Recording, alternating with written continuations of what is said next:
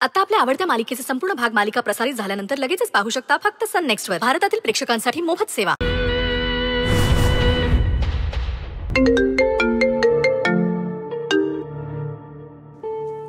हो पारकर, मी तुमचा मेलच चेक करत होते. मी माझ्या मॅनेजरशी बोलते आणि तुम्हाला कोटेशन पाठवते. Okay, thank you.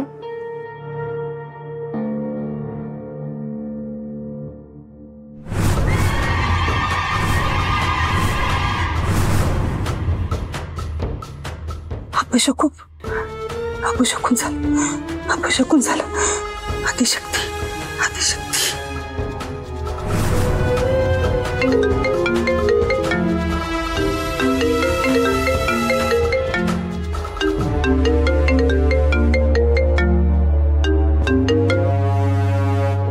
गुरुजी बोला, काय म्हणताय? मला महत्वाचं तुमच्याशी बोलायचं होतं. बोला ना. आता मी जे काही सांगेल ते नीट ऐका. तुमच्या घरातल्या एका वयस्कर व्यक्तीचा जीव धोक्यात आहे. काय? काल रात्री स्वप्नात मला देवीनं दृष्टांत दिला.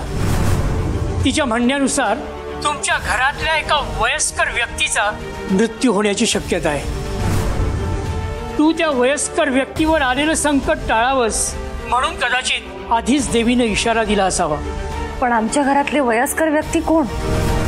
म्हणजे माझ्या सासूबाई, दगडू मामा, की नक्की कोणाबद्दल दृष्टांत दिलाय? सांगतो.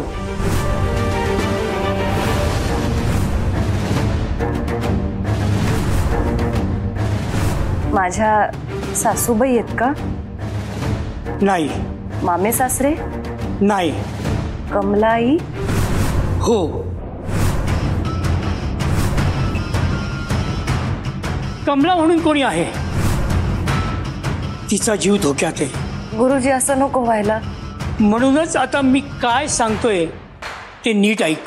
तुझ्या आई समान कमलाबाईचा जीव जर तुला वाचवायचा असेल तर उद्या दिवस उजाडायच्या आत त्यांना घराच्या बाहेर काढ.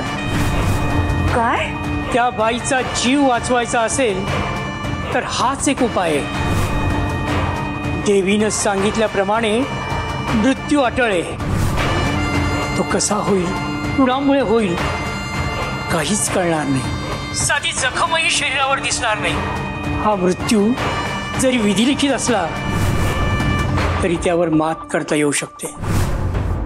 आणि त्यासाठी त्या बाईनं तुमचं घर कायमचं सोडणं गरजेचं आहे. पण गुरुजी, माझ्यावर विश्वास नाही? नाही, विश्वास आहे तुमच्यावर. मग? पण तुम्ही जो उपाय करायला सांगतायत ते करण्याचं धाडस नाहीये माझ्याकडे. कमलाईला या घरातून बाहेर काढण्याचा विचार मी या उभ्या जन्मात करू शकत नाही. ही वेळ भावनिक विचार करण्याची नाही, निर्णय घेण्याची आहे. अघटित काही घडण्याआधी काळजी घेतलेली बरी. त्यात देवीनं स्वतःहून माझ्या स्वप्नात येऊन सांगितलंय म्हणजे. ठीक आहे, माझ्या कमलाईचे प्राण वाचणार असतील तर मी सांगेन तिला या घरातनं बाहेर जायला. उत्तम, काळजी घ्या.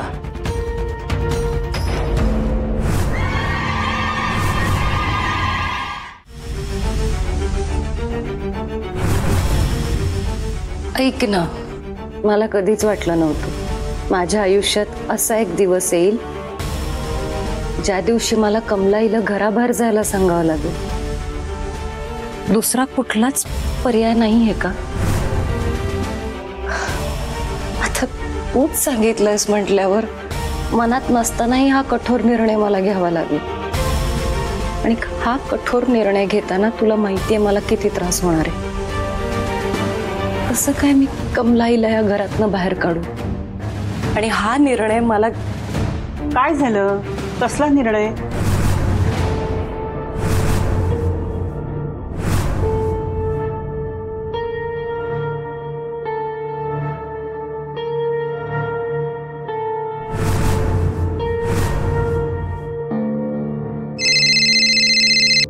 हॅलो, हा, एक मिनिट.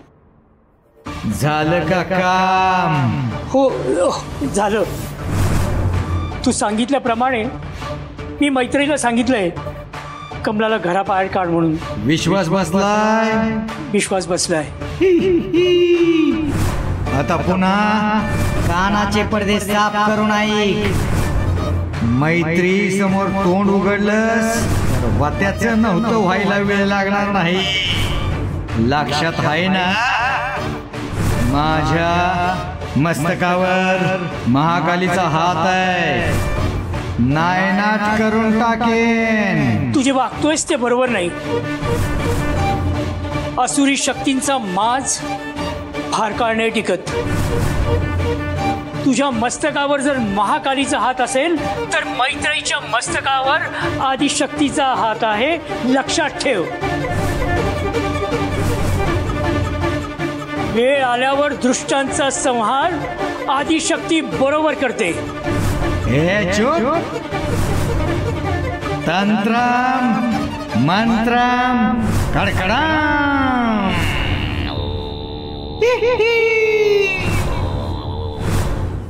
तुझ्या आदिशक्तीचा महिमा माझ्या समोर गाऊ नकोस.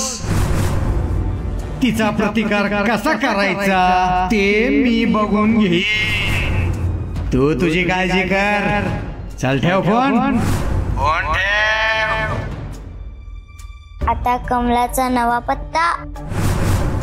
घराच्या बाहेर.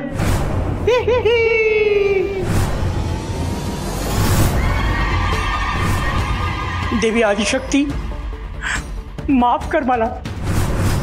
स्वतःचा जीव वाचवण्यासाठी मैत्रीसोबत खोटं बोललो. पण तू सगळं पाहतेस. मैत्रीच्या जीवावर उठलेल्या त्या मांत्रिकाला आणि दुष्ट शक्तीला वेळीच धडा शिकव.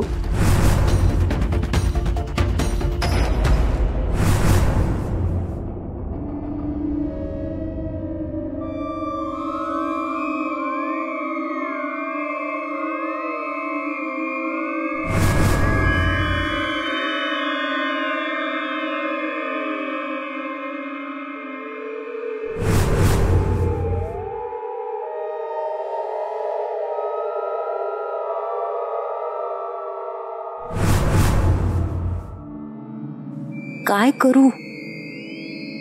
उभं आयुष्य ज्या बाईने या घरासाठी, घरातल्या माणसांसाठी वेचलंय, तिला कसं सांगू घराबाहेर जा म्हणून? काय झालं? कसला विचार करतेस?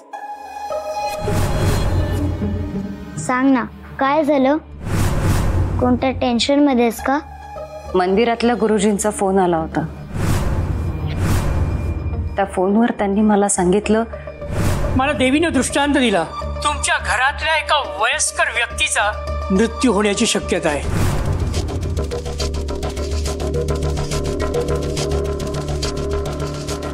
तुझ्या आई समान कमलाबाईचा जीव जर तुला वाचवायचा असेल तर उद्या दिवस उजाडायच्या आत त्यांना